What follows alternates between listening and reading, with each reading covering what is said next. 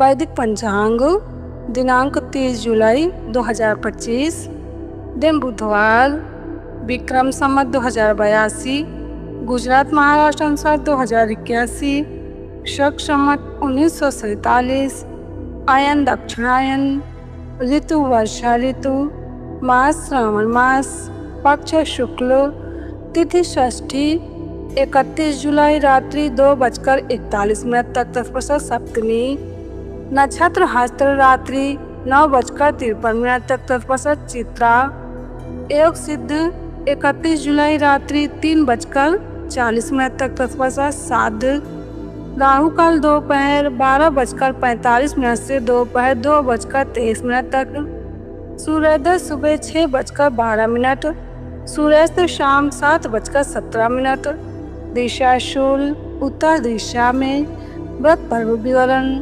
विशेष। षष्ठी को नीम की पत्ती, फल या दातुन मुंह में डालने से नीच योनियों की प्राप्ति होती है। ब्रह्मपुराण ब्रह्मखंड।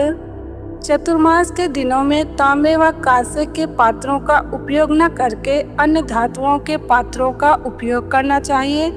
स्कंद पुराण में वर्णन है। चतुर्मास में पलाश के पत्तों की पत्तल पर भोजन करना पापनाशक है। वैदिक पंचांग। शिव पुराण।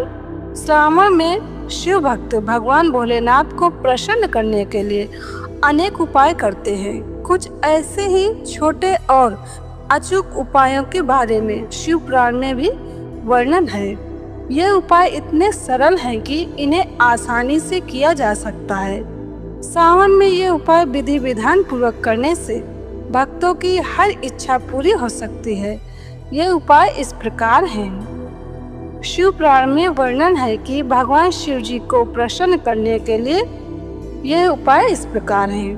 भगवान शिव जी को चावल चढ़ाने से धन की प्राप्ति होती है। तिल चढ़ाने से पापों का नाश हो जाता है। जौ अर्पित करने से सुख में वृद्धि होती है। गेहूं चढ़ाने से संतान वृद्धि होती है। शिव पुराण में वर्णन है। जानिए भगवान शिव जी को कौन सा रस यानी कि द्रव्य चढ़ाने से क्या फल मिलता है। बुखार होने पर भगवान शिव जी को जल चढ़ाने से शीघ्र लाभ मिलता है। सुख और संतान की वृद्धि के लिए भी जल द्वारा शिव जी की पूजा उत्तम बताई गई है। तेज दिमाग के लिए शक्कर मिला दूध भगवान शिव जी को चढ़ाएं। शिवलिंग पर गन्ने का रस चढ़ाया जाए तो सभी आनंदों की प्राप्ति होती है। शिव जी को गंगा जल चढ़ाने से भोग व मोक्ष दोनों की प्राप्ति होती है। शहद से भगवान शिव जी का अभिषेक करने से टीबी रोग में आराम मिलता है। यदि शारीरिक रूप से कमजोर कोई व्यक्ति भगवान शिव जी का अभिषेक गाय के शुद्ध घी से करे तो उसकी कमजोरी दूर हो सकती है। शिव पुराण के अनुसार जानिए भगवान शिव जी को कौन सा फूल चढ़ाने से क्या फल मिलता है। लाल व सफेद आंकड़े के फूल से भगवान शिव जी का पूजन करने पर मोक्ष की प्राप्ति होती है। भगवान शिव जी की पूजा चमेली के फूल से करने पर वाहन सुख मिलता है।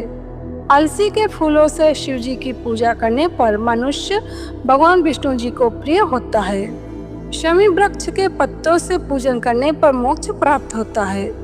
बेला के फूल से पूजा करने पर सुंदर व सुशील पत्नी मिलती है। जूही के फूल से भगवान शिव जी की पूजा करें तो घर में कभी अन्न की कमी नहीं होती है।